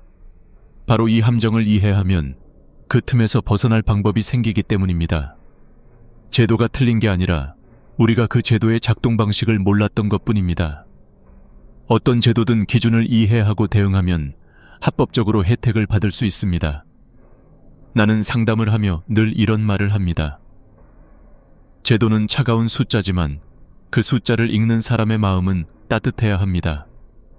그래서 나는 어르신들의 이야기를 들으며 단순한 계산이 아니라 생활 속의 해법을 찾았습니다. 통장에 돈을 지키면서도 연금을 받을 수 있는 그 길, 이미 수많은 분들이 성공했습니다. 오늘 제가 여러분께 드릴 이야기는 단순한 팁이 아닙니다. 그것은 삶의 전략입니다. 은퇴 후에도 자신의 재산을 지키며 국가의 도움을 받는 방법, 다시 말해 정보를 아는 자의 생존법입니다. 우리는 젊을 때 열심히 일했지만 노후에는 아는 것이 돈이 되는 시대를 살고 있습니다. 이제 다음 단계로 넘어가 봅시다. 당신의 통장에 얼마가 남아 있어야 가장 안전할까요? 너무 많으면 연금이 끊기고 너무 적으면 병원비가 걱정됩니다. 그 균형의 지점을 찾는 것이 바로 첫 번째 기술입니다. 곧 이어서 수천 명의 사례에서 찾아낸 황금 비율, 생활비 통장 최적화의 비밀을 알려드리겠습니다. 나는 상담을 하면서 수없이 같은 질문을 받았습니다. 선생님, 그럼 통장에 얼마를 남겨둬야 하나요? 그 질문은 늘 간절했습니다. 너무 적게 남기면 불안하고 너무 많이 남기면 연금을 못 받을까 걱정이니까요. 그래서 나는 오랜 경험을 통해 한 가지 확실한 결론을 내렸습니다. 생활비 통장에는 4개월에서 6개월치 생활비만 남기는 것이 가장 이상적이다. 이 비율은 단순히 계산으로 나온 것이 아닙니다. 수천 명의 사례에서 공통적으로 나타난 안정의 선이었습니다. 생활비가 한 달에 100만 원이라면 600만 원 정도를 유지하는 것이 가장 현명합니다. 그 돈이면 갑작스러운 병원비나 응급 상황에도 대처할 수 있고 동시에 연금 심사에도 불리하지 않습니다. 나는 한 번도 잊지 못할 사례가 있습니다. 73세 오미경 할머니는 식당에서 평생 일하며 4천만 원을 모으셨습니다. 그런데 그 돈 때문에 연금을 못 받는다는 통보를 받으셨죠. 그분은 눈시울을 붉히며 이렇게 말했습니다. 이 돈은 병원비로 쓰려고 모은 건데 내가 아프면 나라에서 도와줄 줄 알았어요. 근데 돈이 있다고 안 준다네요. 나는 조용히 할머니의 손을 잡고 말했습니다. 할머니, 돈을 없애지 않아도 방법이 있어요. 단지 통장의 모양을 바꾸는 거예요. 그 후 우리는 함께 계산했습니다. 생활비가 월 90만 원이니 540만 원만 일반 통장에 남기고 나머지는 다른 방식으로 관리하자고 했죠. 결과는 놀라웠습니다. 석 달 뒤 할머니는 매달 34만 원의 기초연금을 받게 되셨습니다. 그 돈으로 매달 전기세와 약값을 내시며 내게 말했죠. 선생님, 이제 마음이 편해요. 내 돈도 그대로 있고 나라에서 도와주는 연금도 받으니까. 이 이야기를 들으면 이렇게 생각하실 수도 있습니다. 나는 계산이 서툴러서 복잡한 건 못하겠어요. 걱정하지 않으셔도 됩니다. 간단한 공식이 있습니다. 월 생활비 X6, 1일 최적의 통장 잔고. 월 70만 원이라면 420만 원, 100만 원이면 600만 원, 120만 원이면 720만 원이 적당한 수준입니다. 이렇게만 정리해도 많은 분들이 한숨을 돌리십니다. 왜냐하면 얼마를 남겨야 하는지 알게 되면 막연한 불안이 사라지기 때문입니다. 불안은 언제나 모르는 데서 시작되니까요. 그리고 한 가지 더 중요한 점이 있습니다. 통장은 단순히 돈을 보관하는 장소가 아니라 정부가 당신의 삶을 평가하는 창문이기도 합니다. 연금공단은 통장의 움직임을 보고 판단합니다. 돈이 불규칙하게 많이 들어오거나 갑자기 빠져나가면 의심을 받기 쉽습니다. 그래서 생활비 통장은 규칙적이고 예측 가능한 흐름을 만들어야 합니다. 일정한 날짜에 비슷한 금액이 지출되면 안정적으로 보이죠. 한 76세 택시기사 출신의 최병국 할아버지는 이런 말씀을 하셨습니다. 퇴직금 5천만 원이 있으니 그걸 줄여야 한다고 하더군요. 근데 내가 그걸 왜 줄여야 합니까? 내가 평생 번 돈인데. 나는 미소를 지으며 대답했습니다. 줄이는 게 아니라 잘 보관하는 겁니다. 그분은 통장에 600만 원만 남기고 나머지를 노인우대 장기저축 상품으로 옮겼습니다. 3달 뒤 그는 첫 연금을 받으며 전화를 걸어왔습니다. 선생님, 믿기지 않네요. 돈도 그대로 있고 매달 34만 원이 들어오다니. 그때 나는 깨달았습니다. 사람들은 가난해서 연금을 못 받는 게 아니라 정보가 없어서 못 받는다는 걸. 우리의 부모 세대는 늘 성실하면 된다고 배웠지만 지금은 알아야 지킨다의 시대입니다. 이제부터는 단순한 통장 잔고가 아니라 내 돈을 지키는 전략으로 접근해야 합니다. 다음에 말씀드릴 방법은 이 통장관리법보다 더 강력한 무기입니다. 이름만 들어도 생소한 제도지만 그것을 아는 어르신들은 이미 풍요로운 노후를 살고 계십니다. 그것은 바로 노인우대 장기저축 상품입니다. 이 상품을 제대로 활용하면 통장에 3천만 원이 있어도 연금심사에서 없는 돈으로 계산됩니다. 어떻게 그게 가능할까요? 그 비밀을 지금부터 알려드리겠습니다. 노후 재정 상담을 하다 보면 많은 분들이 이런 말을 하십니다.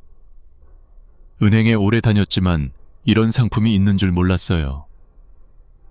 바로 그 상품이 오늘 이야기할 노인우대 장기저축 상품입니다. 이름만 들으면 복잡해 보이지만 실제로는 매우 간단하고 강력한 제도입니다. 65세 이상 어르신이라면 누구나 가입할 수 있고 최대 3천만 원까지 예금이 있어도 기초연금 소득인정액에서 제외됩니다. 다시 말해 없는 돈으로 인정받는 것이죠. 이 상품을 제대로 이해한 분들은 말합니다. 이건 나라에서 준 두 번째 연금이네요. 그만큼 효과가 큽니다. 문제는 많은 분들이 이 사실을 모르거나 은행 직원조차 적극적으로 안내하지 않는다는 겁니다. 그래서 나는 늘 상담 자리에서 이렇게 말합니다. 세상에는 모르면 손해보는 제도가 있고 아는 순간 인생이 달라지는 제도가 있습니다. 이건 후자입니다. 70세 장태원 어르신의 사례를 들어볼까요? 퇴직금으로 받은 3,500만 원 때문에 연금을 못 받던 분이었습니다. 그분은 이 상품의 존재를 알고 3천만 원을 예치했습니다. 그리고 단 3개월 만에 연금 심사에서 통과되었습니다. 선생님, 저는 이제야 세상이 조금은 공평하다고 느껴요. 그는 웃으며 말했습니다. 그 웃음에는 안도와 감사가 섞여 있었습니다. 이 상품의 원리는 단순합니다. 국가가 정한 장기저축 예금 중 일정 조건을 충족하면 노후 안정자금으로 인정되어 자산평가에서 제외됩니다. 그러나 주의할 점도 있습니다. 3년 이상 유지해야 하며 중도 해지 시 모든 혜택이 사라집니다. 또 만기 후 자동 갱신이 되지 않는 경우도 많으니 반드시 은행에 확인해야 합니다. 나는 종종 어르신들에게 이런 비유를 합니다. 이 상품은 숨겨진 금고와 같습니다. 누구에게도 불법이 아니고 언제든 꺼내 쓸 수 있지만 일정 기간 동안은 그대로 두는 게 가장 안전합니다. 실제로 이 제도를 이용한 분들 중에는 10년 넘게 연금을 꾸준히 받고 있는 사례도 많습니다. 여기서 중요한 건 돈을 어디에 두느냐보다 돈의 목적을 명확히 하는 것입니다. 예를 들어 병원비나 노후 생활비로 지정해두면 심사에서 의심받을 이유가 없습니다. 하지만 목적이 불분명하거나 갑작스럽게 자금이 이동하면 공단은 그 돈을 활동성 자산으로 간주합니다. 그러면 다시 문제가 생기죠. 나는 이런 부분을 이야기할 때마다 늘 덧붙입니다. 돈을 지키는 데엔 기술이 필요하지만 그 기술의 핵심은 정직입니다. 제도가 허용한 범위 안에서 투명하게 준비하는 것이 가장 강력한 전략입니다.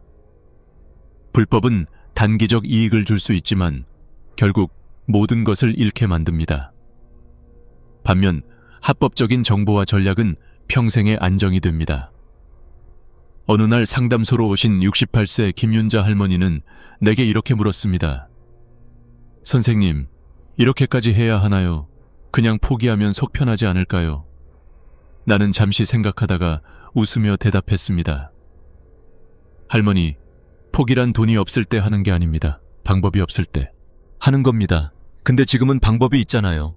그날 이후 김윤자 할머니는 통장 관리를 다시 시작했고 반년 뒤 연금을 받게 되셨습니다.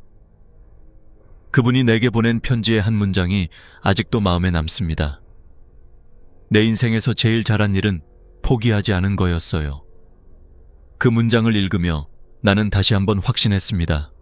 제도는 완벽하지 않지만 준비한 사람에게는 기회를 줍니다. 노인우대 장기저축은 단지 돈을 숨기는 기술이 아닙니다. 그것은 미래를 지키는 약속입니다. 나이를 먹어도 안정된 수입이 있다는 확신은 삶의 태도를 바꿉니다. 마음의 평화는 숫자보다 훨씬 큰 자산이니까요. 이제 다음으로 넘어가겠습니다. 지금까지는 돈을 보관하는 기술을 이야기했다면 이제부터는 돈을 움직이는 지혜를 나누려 합니다. 많은 분들이 여기서 실수합니다. 갑자기 현금을 인출하거나 자녀에게 돈을 건네면서 의심을 사죠. 합법적인 방법으로 준비하지 않으면 오히려 모든 노력이 무너질 수 있습니다. 다음 이야기에서는 합법적인 증여와 자산 이동의 원칙, 그리고 수십 명의 실패와 성공 사례를 바탕으로 한 진짜 노후의 지혜를 알려드리겠습니다. 많은 어르신들이 기초연금을 준비하다가 마지막 단계에서 실패합니다. 이유는 단순합니다. 좋은 의도라도 절차를 몰라서입니다. 예를 들어 자녀에게 돈을 나눠주며 이제 내 통장에 돈이 없으니 연금 받을 수 있겠지라고 생각하죠. 하지만 결과는 정반대입니다. 갑작스러운 큰 금액의 이체나 현금 인출은 모두 시스템에 기록됩니다. 국민연금공단은 최근 5년치 금융거래 내역을 조회할 수 있기 때문입니다. 실제로는 선물처럼 준 돈이더라도 증빙이 없으면 자산 은닉으로 의심받습니다. 나는 이런 사례를 수도 없이 봤습니다. 76세 김영철 어르신은 아들에게 결혼자금 명목으로 2천만 원을 주셨습니다. 좋은 마음이었죠. 그런데 연금 신청에서 기각되었습니다. 이유는 갑작스러운 자금 이동. 결국 김 어르신은 다시 증여세 신고를 하고 그 과정을 증명한 뒤 6개월 뒤에야 연금을 받을 수 있었습니다. 그는 내게 이렇게 말했습니다. 이런 건 왜 아무도 안 알려주나요? 내가 나쁜 일 한 것도 아닌데. 그렇습니다. 아무도 알려주지 않습니다. 그래서 내가 이렇게 이야기하는 이유가 있습니다. 정직한 방법으로 준비한 사람만이 끝까지 웃습니다. 자녀에게 증여를 하려면 한 가지 원칙만 기억하세요. 10년 동안 5천만 원까지는 세금이 면제되지만 신고는 꼭 해야 한다는 것. 이걸 모르는 분들이 많습니다. 국세청 홈페이지나 가까운 세무서에서 간단히 신고할 수 있고 기록만 남겨두면 그 돈은 의심 대상에서 벗어납니다. 또 한 가지 중요한 점은 시간입니다. 갑작스러운 변화는 언제나 위험합니다. 연금 신청을 계획하신다면 최소 3개월에서 6개월 전부터 자산을 정리해야 합니다. 통장에서 매달 일정 금액씩 천천히 이체하면 훨씬 자연스럽게 보입니다. 제도는 패턴을 봅니다. 천천히, 일정하게, 합리적인 사유를 가지고 움직이면 의심받지 않습니다. 한 73세 강미영 할머니의 사례가 기억납니다. 연금 신청 일주일 전에 통장에서 1천만 원을 인출하셨습니다. 신청 전에 줄여놔야 한다고 들어서요. 그러나 결과는 기각이었습니다. 이유는 비정상 거래 패턴. 결국 그녀는 6개월 뒤 계획적으로 다시 준비하여 성공했습니다. 할머니는 내게 이렇게 말했죠. 그땐 몰랐어요. 서두르다 보니 오히려 손해였네요. 내가 강조하고 싶은 건 단 하나입니다. 모든 과정은 투명해야 한다는 것. 돈을 옮길 땐 이유가 필요하고 그 이유를 설명할 수 있어야 합니다. 그게 합법적인 지혜입니다. 그리고 또 하나, 부부가 함께 사는 경우라면 반드시 공동 관리를 해야 합니다. 왜냐하면 부부가 각각 신청하더라도 평가 기준은 합산되기 때문이죠. 실제로 68세 김영수 어르신과 65세 이명자 할머니 부부는 처음엔 각각 신청했다가 실패했습니다. 이유는 간단했습니다. 합산 자산이 기준을 넘었기 때문이죠. 그 후 우리는 전략을 바꿨습니다. 생활비 통장은 하나로 통합하고 각자 노인우대 장기저축에 가입했습니다. 그리고 집수리에 일부 자금을 사용했죠. 몇 달 후 두 분 모두 연금을 받게 되셨습니다. 둘이 합쳐 매달 68만 원이 들어오니 이젠 마음이 편해요. 그분은 웃으며 말했습니다. 이처럼 모든 방법에는 법의 틀 안에서 움직이는 리듬이 있습니다. 이 리듬을 이해하면 더 이상 제도가 두렵지 않습니다. 세상은 복잡하지만 정직하게 준비한 사람을 지켜줍니다. 그런데 이 모든 이야기를 들으며 혹시 이런 생각이 드시진 않으셨나요? 나는 너무 늦은 거 아닐까? 그 질문에 나는 단호하게 말합니다. 늦었다고 생각할 때가 가장 빠른 때입니다. 80세 김순자 할머니가 나에게 그 말을 했습니다. 선생님, 난 이제 늦었다고 생각했어요. 근데 1년 연금 받고 보니 그동안 손해본 게 너무 아깝네요. 그분은 연금으로 손자 손녀에게 용돈을 주고 오래된 틀니도 새로 맞추셨습니다. 작은 돈이지만 그 안에는 자신이 여전히 누군가에게 도움이 되는 존재라는 자부심이 담겨 있었죠. 그 미소가 나에게는 어떤 금액보다 값졌습니다. 결국 연금은 돈 이상의 의미입니다. 그것은 삶의 존엄을 회복하는 장치입니다. 돈을 단순히 관리하는 게 아니라 내 삶을 계획하는 힘을 되찾는 과정입니다. 이제 마지막으로 오늘 배운 모든 전략을 종합해 봅시다. 통장 관리부터 증여, 주택 수리, 장기 저축까지 모든 과정에는 공통된 원리가 있습니다. 바로 미리 준비하는 사람만이 기회를 잡는다는 것. 다음 마지막 부분에서 그 원리를 일상 속에 어떻게 적용할 수 있는지 알려드리겠습니다. 기초연금을 신청하러 오는 분들을 보면 대부분이 이렇게 말씀하십니다. 이제 와서 뭘 해도 늦은 거 아닐까요? 그럴 때마다 나는 조용히 고개를 저으며 말합니다. 아니요. 늦었다고 느낀 바로 지금이 가장 빠른 시작이에요.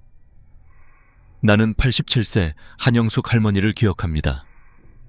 6번이나 연금 신청에 실패했던 분이었죠. 이유는 단 하나, 통장에 6천만 원이 있었기 때문입니다. 그러나 그 돈은 사치나 여유가 아니라 평생 아껴 모은 생명줄 같은 돈이었습니다. 우리는 함께 전략을 세웠습니다. 3천만 원은 노인우대 장기저축에 넣고 100만 원은 오래된 집의 화장실을 고쳤으며 500만 원은 손자 결혼자금으로 증여하고 증여세 신고를 했습니다. 나머지 1,000만 원만 생활비 통장에 남겼죠. 그 결과 7번째 신청에서 드디어 연금 수급자가 되셨습니다. 그분이 내 손을 꼭 잡고 하신 말이 아직도 생생합니다. 실을 8살부터 받았으니까 이제 9년째네요. 지금까지 3,600만 원 넘게 받았어요. 선생님, 진작 알았으면 좋았을 텐데. 그 말을 들으며 나는 속으로 생각했습니다. 이건 단지 돈 이야기가 아니라 삶을 되찾은 이야기구나. 또 다른 예로 박상철 어르신은 시골에 논과 밭이 있었지만 연금 심사에서 제외되었습니다. 농지를 가진 것만으로도 자산이 높게 평가되었기 때문이죠. 그러나 우리는 방법을 찾았습니다. 농지를 친척에게 임대하고 임대 계약서를 증빙 자료로 제출했습니다. 몇 달 뒤 그는 연금 대상자로 선정되었습니다. 이제 내 손으로 번 돈처럼 당당하게 받을 수 있어요. 그는 웃었습니다. 이런 사례들이 말해주는 것은 분명합니다. 기초연금은 시혜가 아니라 권리입니다. 평생 세금을 내며 이 나라를 지탱해온 어르신들이 당당히 누려야 할 권리 말입니다. 그리고 그 권리를 지키는 가장 현명한 방법은 법안에서 똑똑하게 준비하는 것입니다. 지금까지 말씀드린 5가지 핵심 원칙을 다시 한번 정리해 볼까요? 첫째, 통장에는 살 6개월치 생활비만 남겨두세요. 둘째, 노인우대 장기저축 상품을 적극 활용하세요. 셋째, 주택 수리나 안전설비에 투자하세요. 넷째, 자녀에게 증여할 땐 반드시 계획적이고 신고를 하세요. 다섯째, 농지와 실거주 주택의 특례를 활용하세요. 그리고 무엇보다 중요한 6번째 원칙이 있습니다. 모든 과정은 투명해야 하고 미리 준비해야 한다는 것. 연금 신청 한 달 전에 갑자기 움직이는 건 위험합니다. 최소 3개월, 가능하면 6개월 전부터 계획을 세우세요. 자산 목록을 정리하고 각 통장의 용도를 명확히 하세요. 노후 자금은 장기저축으로, 생활비는 생활통장으로, 수리비는 따로 분리해두면 훨씬 깔끔합니다. 나는 늘 이렇게 말합니다. 돈을 잘 버는 것보다 돈을 잘 지키는 게 더 어렵다. 특히 나이가 들수록 중요한 건 속도의 경제보다 준비의 경제입니다. 빨리 움직이는 사람보다 미리 준비한 사람이 결국 웃습니다. 마지막으로 오늘 이야기를 들으며 이런 생각을 하셨을지도 모릅니다. 나는 아직도 뭐가 뭔지 잘 모르겠는데 괜찮습니다. 처음에는 누구나 그렇습니다. 중요한 건 지금 이 영상을 끝까지 보신 그 마음입니다. 그 한 걸음이 이미 변화를 만든 겁니다. 80세 김순자 할머니가 나에게 했던 말을 전하며 마무리하고 싶습니다. 늦었다고 생각할 때가 가장 빠른 때래요. 나는 10살에 처음 연금을 받았어요. 그 돈으로 손자들 용돈도 주고 틀니도 새로 했어요. 이제야 조금은 여유가 생긴 것 같아요. 그분의 웃음 속에는 평생의 안심이 담겨 있었습니다. 여러분, 통장에 돈이 있다는 이유만으로 이 혜택을 포기하지 마세요. 기초연금은 단지 돈이 아니라 당신의 삶을 지키는 약속입니다. 지금 이 순간부터라도 준비를 시작하세요. 오늘이 바로 당신의 노후가 바뀌는 첫날입니다. 영상이 도움이 되셨다면 구독과 좋아요로 응원해주세요. 그리고 댓글로 여러분의 사연이나 궁금한 점을 남겨주시면 다음 영상에서 함께 다루겠습니다. 여러분의 한 줄이 누군가의 노후를 바꿀 수 있습니다. 함께 지혜를 나누며 더 따뜻한 세상을 만들어 갑시다. 오늘도 끝까지 시청해 주셔서 진심으로 감사합니다. 여러분의 노후가 더 안정적이고 풍요롭길 진심으로 응원합니다.